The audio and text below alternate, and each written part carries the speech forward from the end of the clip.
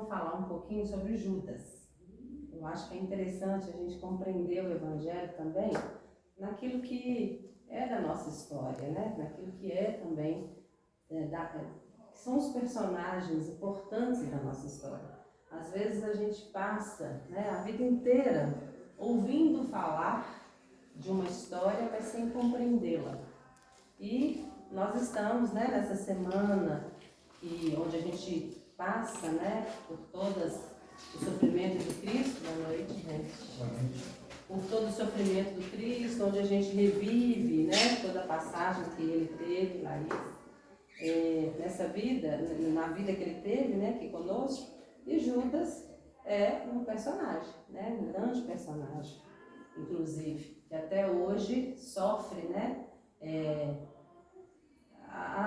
os julgamentos, vamos colocar assim, das pessoas que ainda zombam e brincam, né, com a dor que foi Judas, né? Então, a espiritualidade nos guiou a estar falando hoje de Judas de uma outra forma, porque se a gente for falar de Judas, eu acho que dá umas 3 semanas só para falar de Judas, porque Judas tem muita coisa para ser dita dele, tem muita história para falar de Judas. Mas eu pensei diferente hoje, né? Eu pensei da gente falar de Judas após a reencarnação dele, né?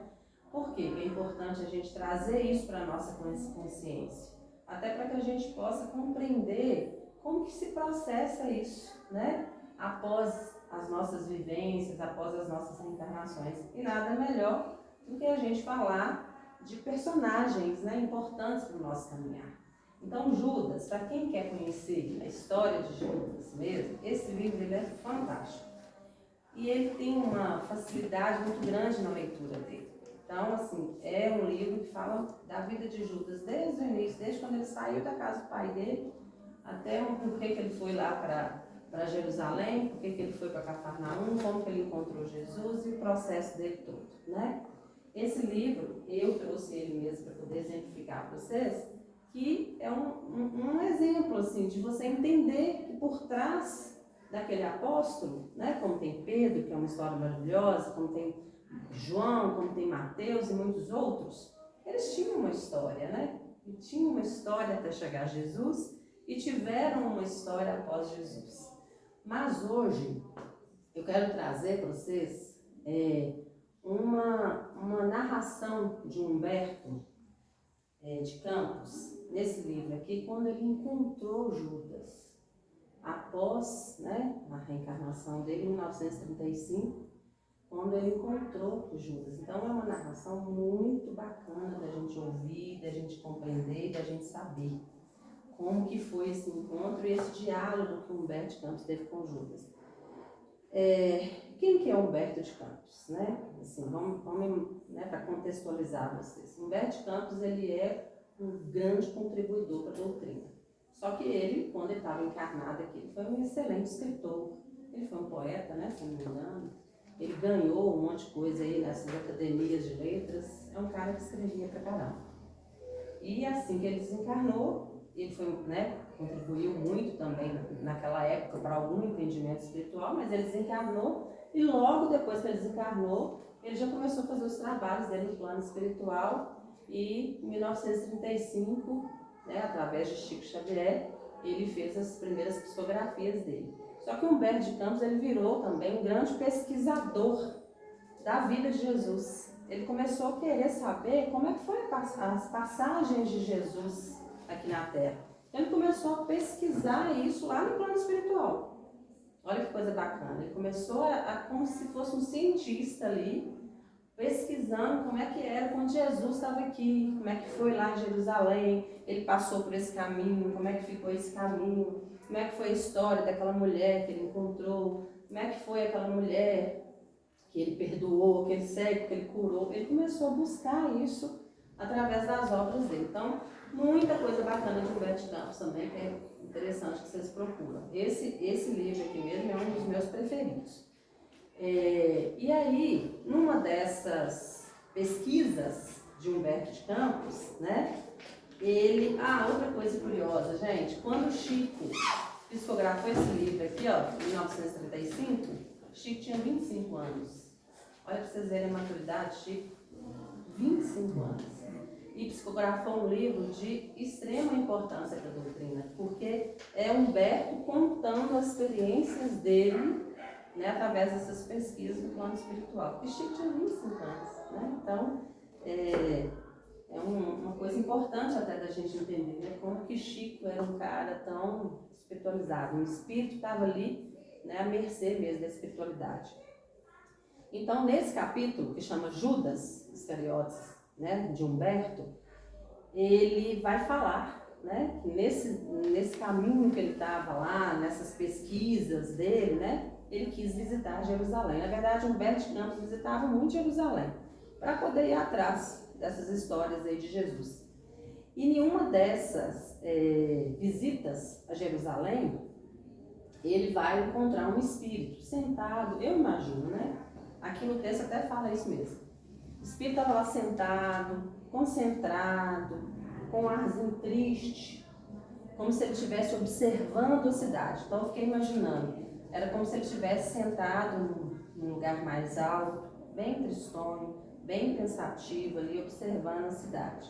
E aí Humberto, né, na curiosidade que ele é muito curioso, ele dele, isso é do espírito dele, Humberto perguntou, né, para o guia espiritual que estava acompanhando ele, falou, que espírito que é aquele ali? Está me chamando a atenção, né?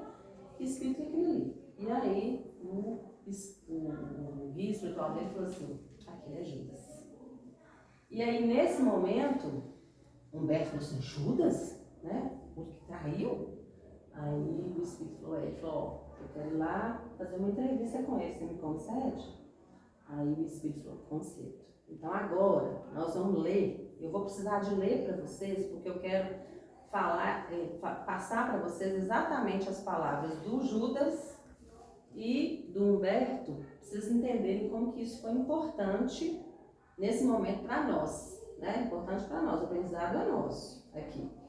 Aí no momento que a espiritualidade, né, que estava com ele, liberou ele para ir lá, começa assim, ó.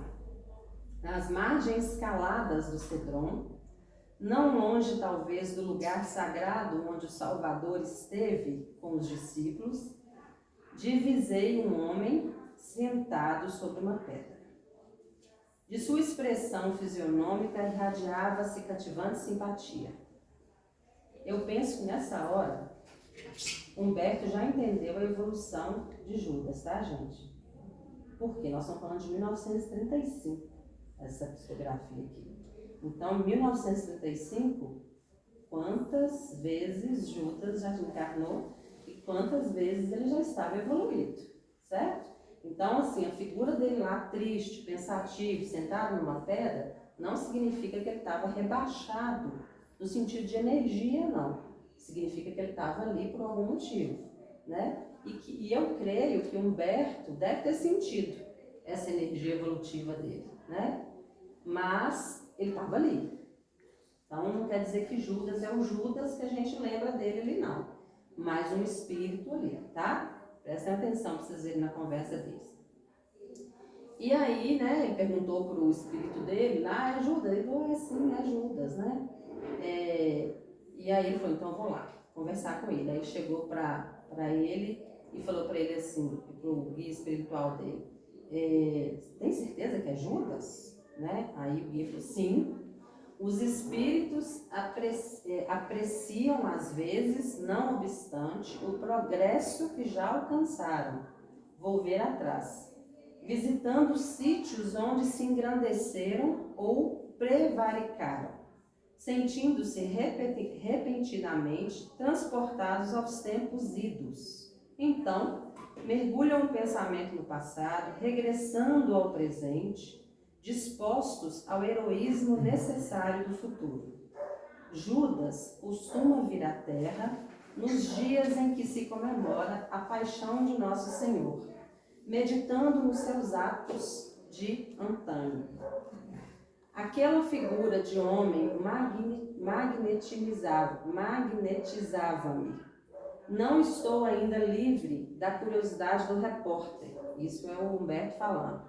Mas entre as minhas maldades de pecador e a perfeição de Judas, existia um abismo. Vocês estão entendendo?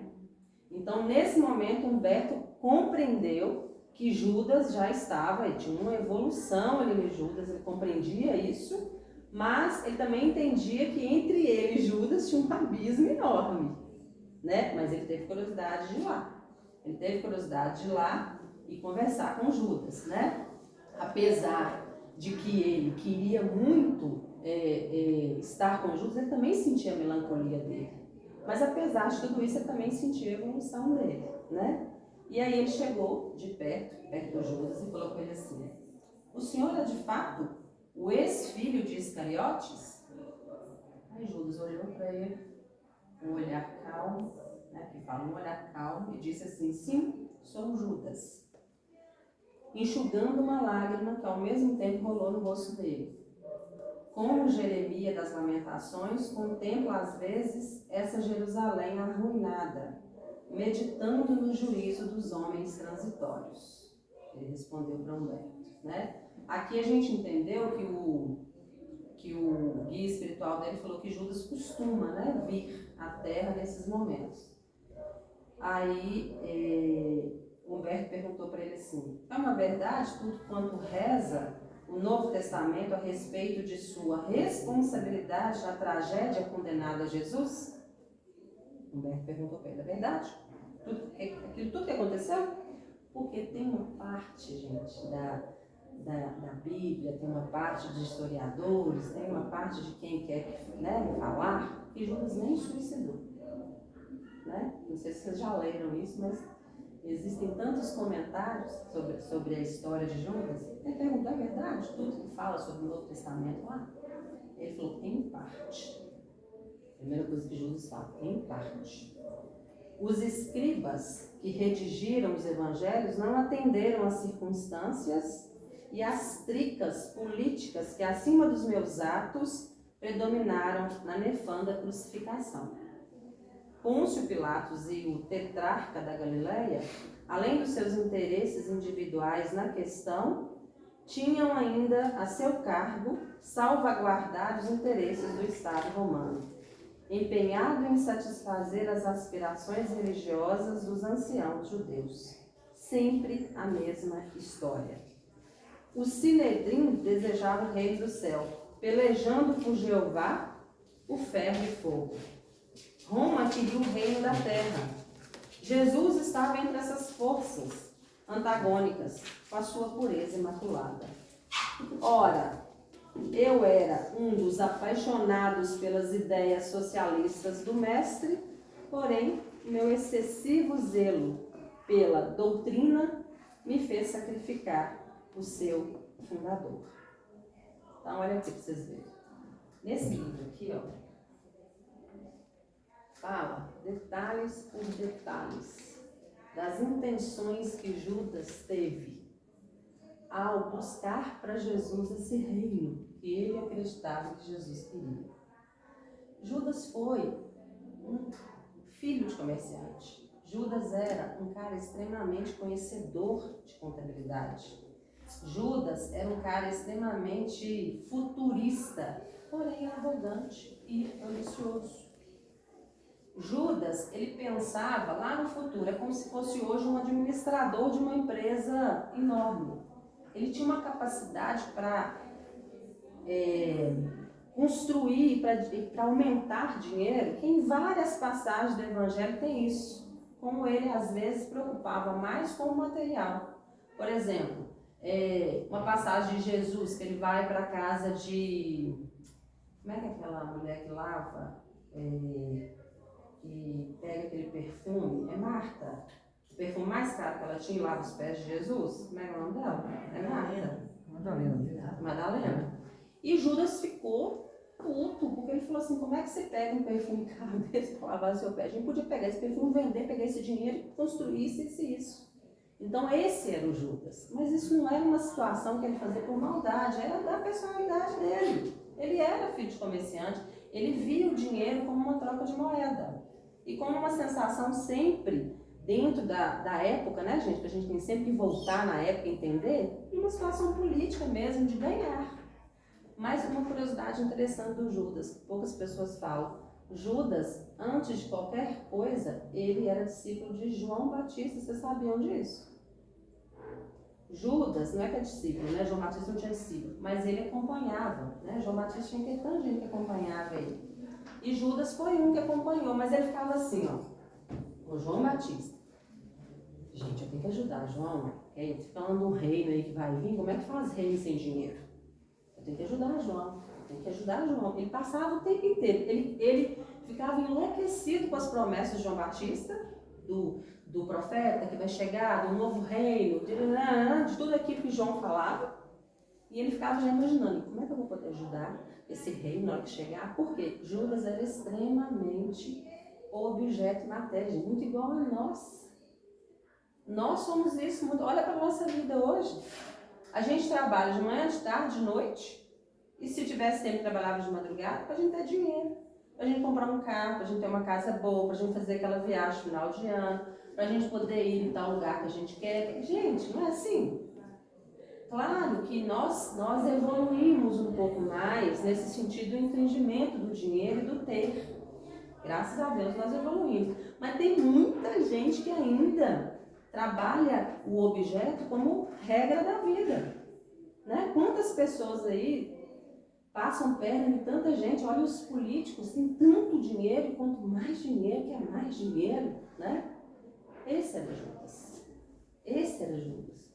Só que não dentro de uma corrupção, porque Judas não era corrupto. Judas não era desonesto. Ele podia pegar esse livro aqui, ó, que ele comprou por R$1 e ele conseguia vender esse livro por R$10. Ele tinha esse poder de convencimento, mas ele não era corrupto, ele não era desonesto. E toda vez que ele pensava que Jesus falava do reino do céu, ele ficava imaginando como é que eu vou fazer para ajudar Jesus, porque ele é muito humilde. Sem dinheiro, ele não vai conseguir esse reino. Ele acreditava em todas as palavras de Jesus, gente, mas ele não conseguia entender a palavra. O que significava esse reino? Que não era um reino aqui, era um reino aqui. Né? Ele não conseguiu entender que Jesus realmente estava dizendo de uma transformação íntima, porque ele era extremamente ali, realista no ter. Então é isso que ele está dizendo aqui. Naquela época, dentro da política, dentro das condições ali, em partes que ele foi o responsável. Porque a política também levou Judas a fazer o que ele fez, né? Se a gente for aprofundar a história de Judas, que não é a nossa intenção hoje, vou só pincelar para vocês, o Caifás foi um dos grandes responsáveis pela crucificação de Jesus. Foi ele, um dos grandes sacerdotes, porque o Caifás era, né, lá naquela época. Eu fico imaginando assim que talvez o Caifás hoje seria, o Caifás naquela época, seria para os católicos hoje o Papa. Para os católicos hoje o Papa não é a grande representação da igreja? Talvez, é uma comparação de Quênia, tá? Talvez o Caifás naquela época era essa representação para quem seguia não é o evangelho, né? Mas para quem seguia o caminho de Moisés, né? Porque todos ali seguiam os mandamentos de Moisés, né? Então, Judas continua falando dessa história ali da época, tá?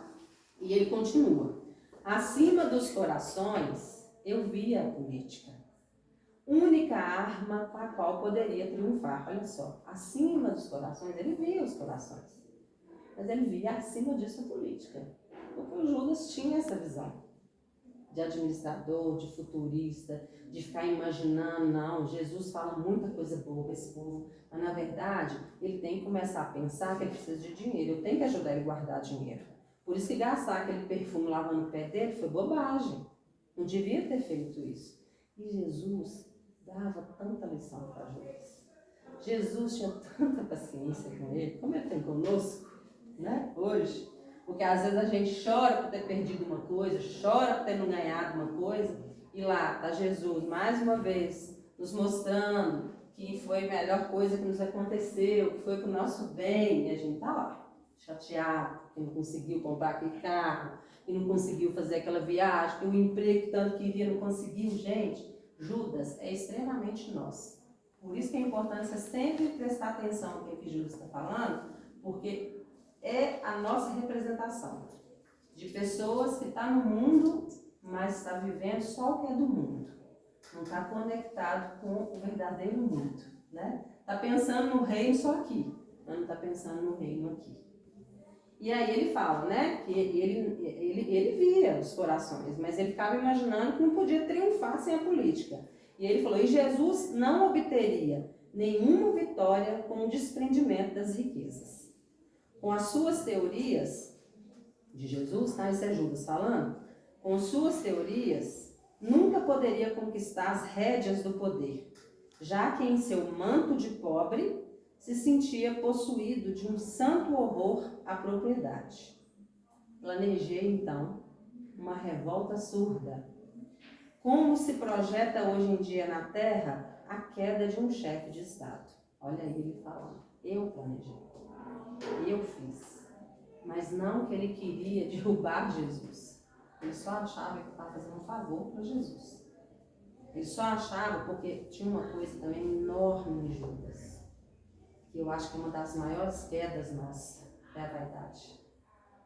Judas era extremamente vaidoso. Ele só queria estar com quem tinha poder.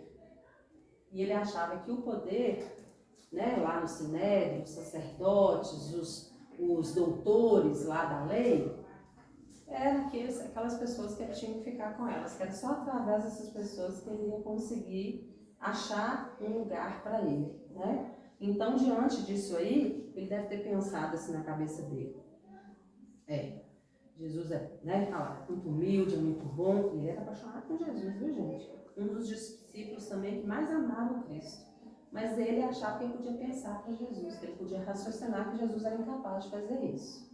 Então, ele planejou, está dizendo que eu planejei, né? O mestre passaria um plano secundário e eu arranjaria colaboradores para uma obra vasta e enérgica, como a que fez mais tarde Constantino I Grande, depois de vencer Maxênio às portas de Roma, e que, aliás, apenas serviu para desvirtuar o cristianismo. Entregando, pois, o mestre a Caifás, não julguei que as coisas atingissem um fim tão lamentável. E, ralado de remorsos, presumi que o suicídio era a única maneira de me redimir aos seus olhos. Então, olha para vocês verem. Ele assume aqui num parágrafo que ele planejou, mas que ele não planejou por maldade, que ele fez esse plano para ajudar, mas que ao mesmo tempo ele viu lá que ele foi enganado e que, como ele morreu no remorso, ele não deu conta, foi lá e suicidou. Então, realmente, Judas suicidou, né? Está aqui escrito por ele. Porque isso aqui não foi ninguém que escreveu, não. Não está lá no Novo Testamento, não. Isso aqui é uma psicografia. Então, ele suicidou. E isso ele faz depois dele estar lá, vendo, né, o que aconteceu com Jesus, porque até o último momento ele não acreditou. E segundo as obras, aqui ele não fala não, mas segundo as obras, ele inclusive ouviu Jesus falando, né? Pai, perdoa, eles não sabem o que fazem, né? Eles não estão sabendo o que eles estão fazendo, ele ouviu. E após isso é que ele foi lá e suicidou. E sabemos também, através da psicografia de Humberto, não nessa, mas em outras, que se eu não me engano fala sobre a crucificação de Jesus, não está nesse livro não, está em outro dele, ele conta que no momento que Jesus ele estava quase desencarnando, ele acabando, que a visão que se tinha era uma coisa tão maravilhosa, eu fico imaginando que deve ser mesmo. Um monte de anjos descendo de tudo quanto é lado, vocês imaginam?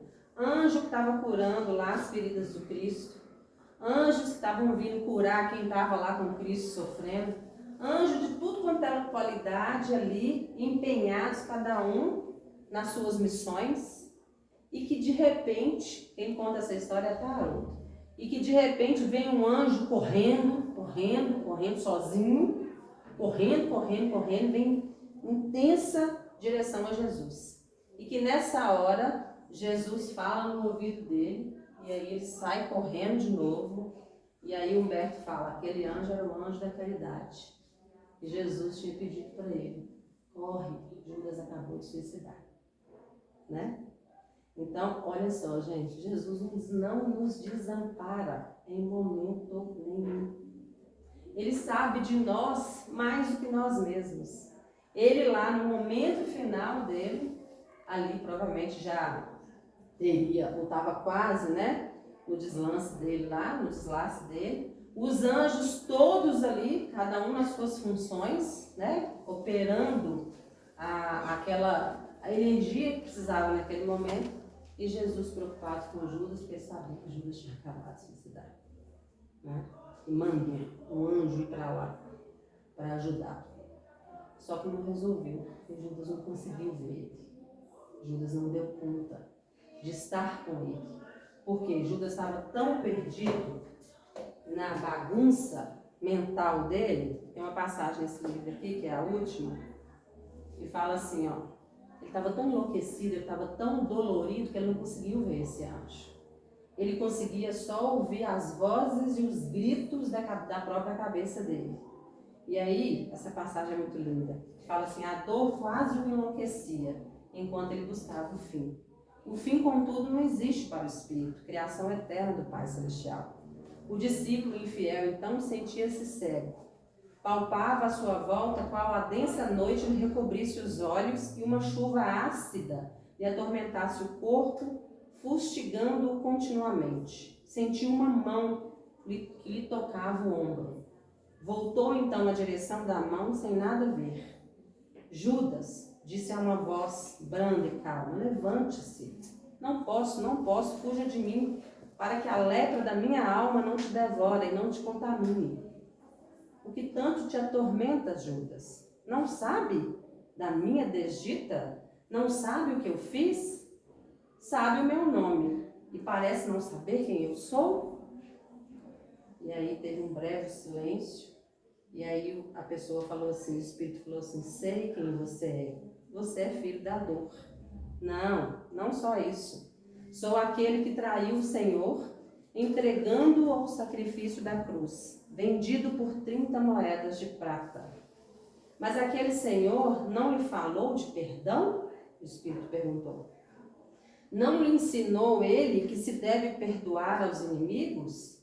E assim, ensinando, não lhe disse que se deve perdoar os amigos confundidos? Judas silenciou, refletiu e respondeu. Afaste de mim, Senhor. Não importa quem seja você. Não importa que pela sua voz eu ouço falar de meu pai e dos aconselhamentos de minha mãe. E acusando-se impiedosamente, começou a gritar.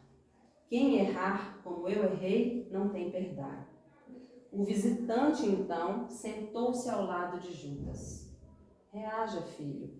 Lembre-se do amor do Pai Celestial. Judas se estremeceu, parou, olhou de novo e, ao toque do ombro, pensou.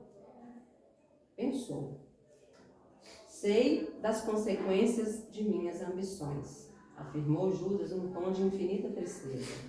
Não sei por qual motivo, senti-me arrastada ao Calvário e vi, uma a uma, todas as cenas de dor que com a minha traição determinei para aquele que foi o meu mestre e Senhor. Então, após suicidar, o que ele fez? Voltou. E é assim mais ou menos que acontece, né? O espírito, ele acaba não dando conta e continua, né? Achando que está vivo. Voltou. E aí, quando ele volta, ele vê tudo, né? Tudo ali acontecendo depois que Jesus tinha sido crucificado. O visitante colocou a cabeça de Judas em seu ombro e ali permaneceu.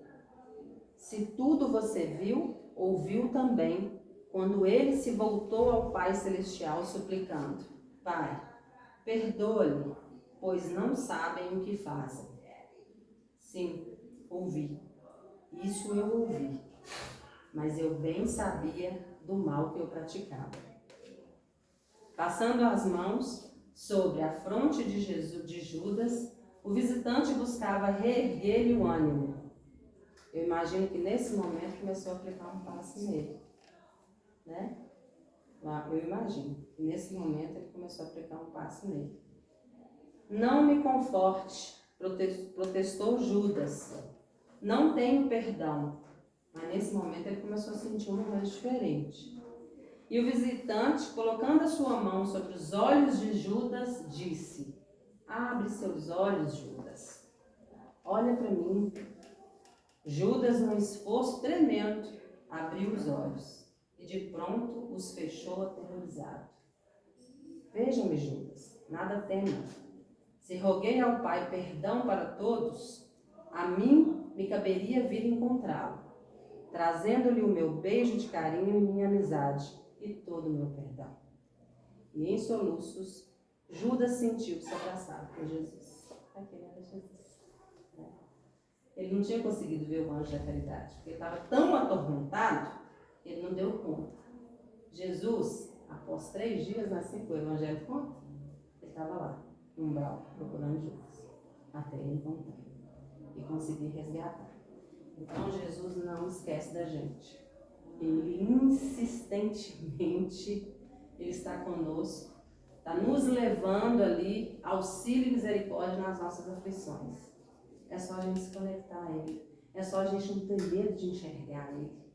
E, ao mesmo tempo, primeiro nos perdoar e termos caridade, né? Porque a primeira caridade é aquela que é conosco. Primeira caridade é conosco. Depois a gente vai exercer a caridade com o outro.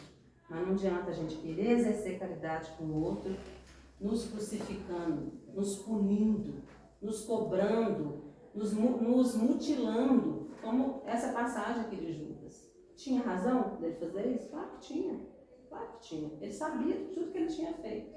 Mas não adianta a gente exercer a caridade com o outro se a gente não exercer ela primeiro com a gente, né? Todos os nossos conflitos, todos os nossos desesperos, todas as nossas necessidades vêm de nós mesmos. E é importante que a gente encontre esse caminho para a gente enfrentar isso, não, gente? Vai vir encarnação e mais encarnação na mesma situação, né? Então eu quis ler essa passagem para vocês, só para vocês compreenderem o que Judas estava contando aqui para Humberto, quando ele realmente suicidou e a forma como foi, né? A forma como foi para ele e os desesperos que ele encontrou e como Jesus amparou Judas, né, nesse momento. Ah, então quer dizer que Judas, ele foi perdoado assim tão fácil? Calma, não, olha aqui o que aconteceu com Judas, ele contando. O Humberto faz aquela pergunta derradeira, né? Então você foi salvo pelo arrependimento? Né? Ou seja, depois de tudo isso aí, você foi salvo? Foi só se arrepender? Ele falou, não consegui. Ou seja, depois disso aí que Jesus fez com ele, que retirou ele daquele lugar e levou ele para outro lugar para que ele pudesse fazer o tratamento dele, né? Ele não conseguiu. O remorso é uma força preliminar para os trabalhos reparadores. Tá, gente? Vocês entendem isso? Deixa eu explicar isso para vocês. O remorso é uma força preliminar para os trabalhos reparadores. Nossas tristezas, elas nos acompanham, para que nós mesmos podemos reparar nossas próprias ações. Então, é esse o remorso que Judas está dizendo, são as tristezas que a gente carrega. Então, se nós estamos dizendo que esse mundo aqui é um mundo de prova e expiação, nós estamos dizendo que nós vamos ter dificuldades com a gente aqui, com o outro e com tudo. Nós não viemos aqui só para rir. Nós vamos carregar tristezas. Nós vamos carregar aquilo que a gente sempre fala das nossas reminiscências. E esses remorsos é que tem que nos dar força para repararmos aquilo que viemos fazer aqui. É isso que precisamos compreender, né? E aí Judas continua. Depois da minha morte trágica, submergir-me em séculos de sofrimento expiatório da minha falta. Séculos. Pensa, gente. Séculos. O cara foi resgatado por Jesus. Ele foi retirado do umbral por Cristo. Pelas mãos dele, porque ele viveu com Cristo. Mesmo assim, ele se colocou séculos reparando a falta dele. Ele se colocou, porque eu tenho certeza que Jesus me falou, ó, seguinte, Judas, você é um pegador, você me traiu, agora você vai ter que sofrer ordinário. Não, é nossa. A consciência é nossa. Somos nós que nos colocamos em todos os lugares que estamos. Somos nós que imploramos por essa reencarnação, pelas nossas provas, pelas nossas expiações, somos nós. Então não adianta agora a gente estar de vítima. Tadinho de mim. Ai, como eu sofro. Como que é difícil minha vida. Como é ruim viver. Não adianta, porque fomos nós que pedimos. E é o remorso preliminar aí que vai nos reparar uma evolução melhor para nós. E Judas está dizendo que eu não consegui. Não consegui. Então eu sofri horrores nas perseguições infligidas em Roma aos adeptos da doutrina de Jesus, e as minhas provas culminaram em uma fogueira inquisitorial, onde, imitando o mestre, fui traído, vendido e usurpado, vítima da felonia e da traição. Deixei na terra os derradeiros resquícios do meu crime, na Europa do século XV. Bom, essa parte que é o seguinte, eu adoro história, né, amor? Sou apaixonada por história. Uma das histórias que eu acho mais linda e que eu sugiro que vocês assistirem é Joana d'Arc. Joana d'Arc é formidável. Foi a última reencarnação de Judas, né? Joana d'Arc foi isso aqui que ele falou, ó. Ela foi traída, ela foi queimada, ela foi a tudo que ele fez com Jesus, fizeram com ele, né? Se vocês forem buscar filmes, histórias, tem muitas, tem até uma série na Netflix da Joana d'Arc, vocês vão ver lá como que a mulher era danada e como que ela estava afim de ajudar todo mundo ali, mas ela, né, passou por uma traição, porque ela acreditou, né, no meio de uma guerra, ela acreditou lá no povo e foi traída. Então, essa foi a última reencarnação dele, foi no século XV, mas foram séculos sendo traído, sendo machucado. Inclusive uma das reencarnações de Judas, uma não, pelo que fala mais que uma, ele foi cristão na época que os cristãos eram perseguidos lá em Roma. Ele tinha que viver isso, ele precisava de viver aquilo que os amigos deles, apóstolos, na época viveram e que pelo suicídio dele ele não passou, né?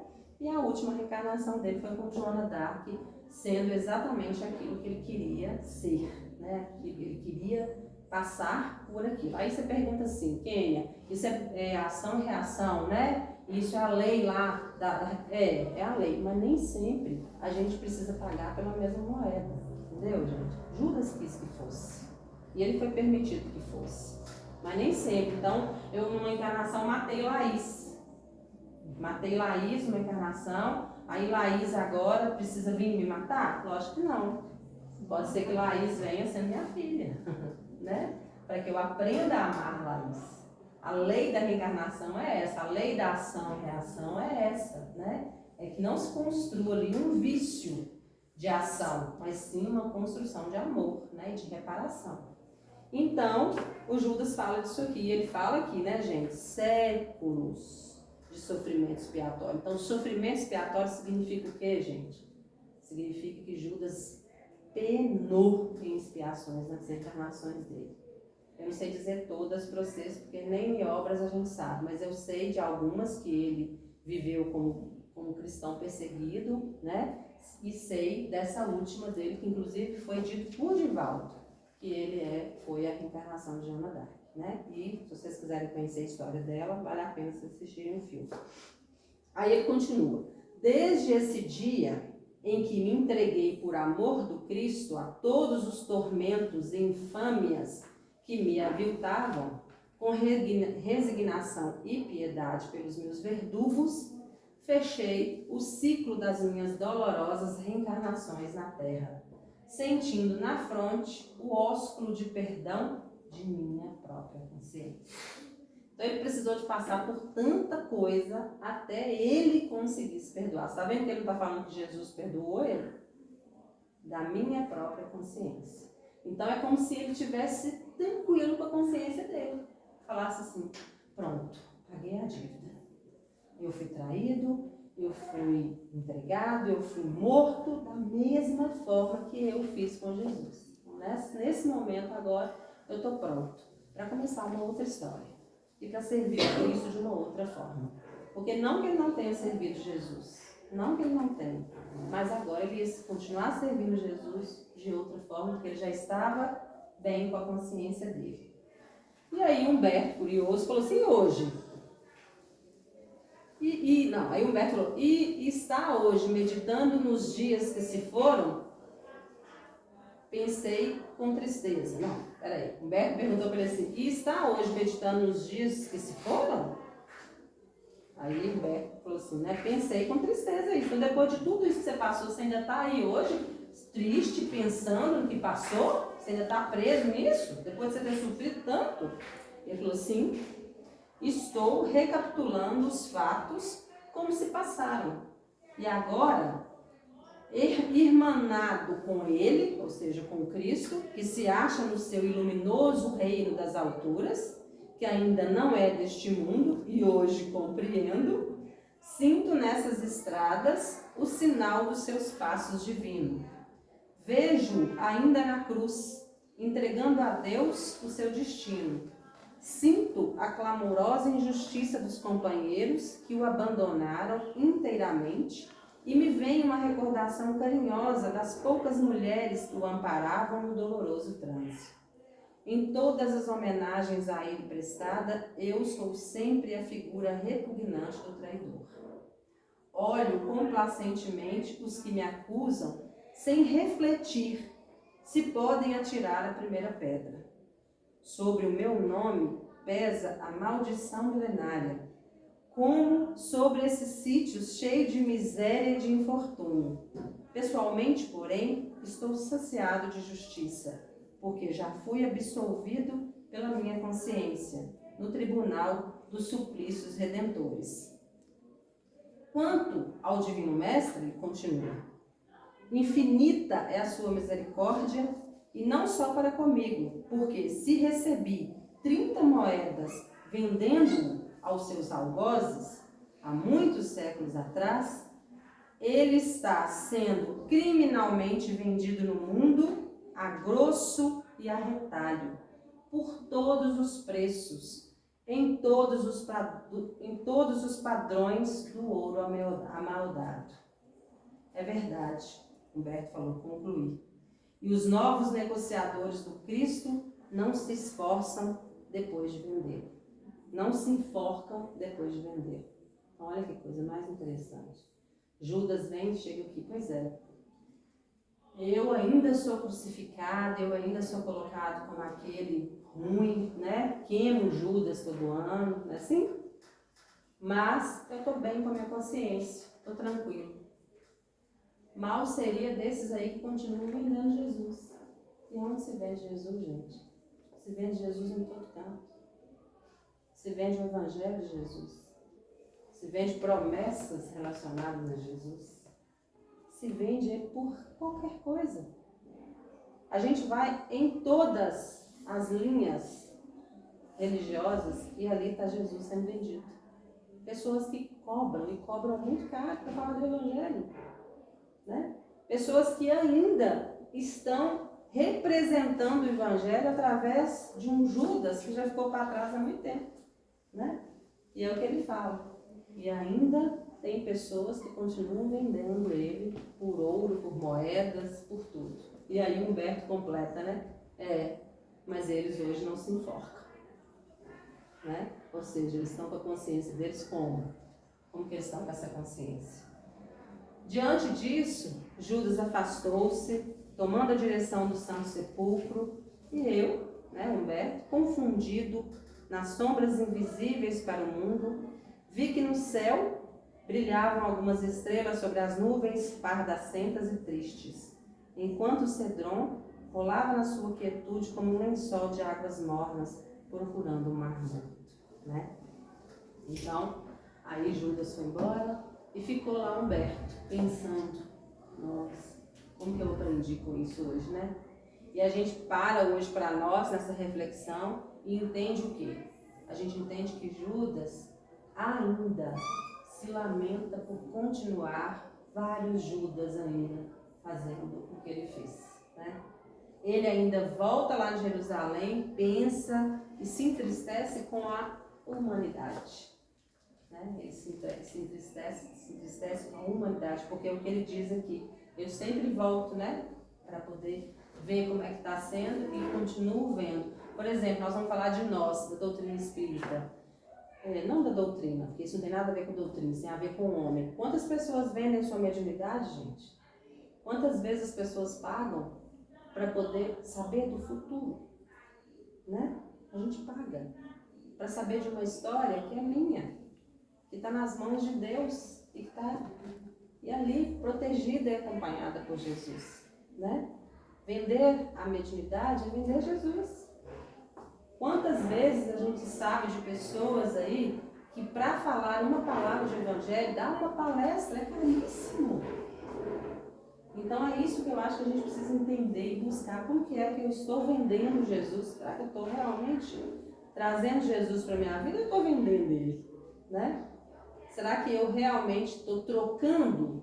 Eu vou lá na casa do bem hoje fazer isso, mas eu mereço isso depois. Eu sou uma pessoa tão caridosa, eu tenho uma roupa, tenho uma sacola de roupa para os pobres, então eu mereço isso aqui. Né? Vamos pensar nas nossas ações diante disso também. Vamos aprender com Judas nesse sentido, assim. Eu gosto muito de aprender com os apóstolos. Uma outra palestra nós vamos falar de Pedro. Pedro também parece muito conosco. Nossa, como parece, né? Mas Judas, ele tem isso, assim, ele tem essa relação da dor e do cumprimento da dor. Mas quantos Judas ainda estão aí soltos, né? E vendendo o Cristo de uma forma tão arbitrária, tão violenta, tão egoísta, né? E sem consciência, tá? Então esse é o Judas. E que a gente possa compreender melhor o queima de Judas, a passagem toda, né? Desse amor do Cristo aí, dessa que a Igreja Católica ela comemora. Vamos tentar entender isso com o coração mais aberto e vamos fazer prece, né? Para esses espíritos que ainda estão ali vibrando nessa relação com Judas, porque Judas está bem, ele já evoluiu, né? Ele está aí construindo novos caminhos para ele, mas e nós, né? Ok, gente? Tá bom? Então nós vamos fazer nossa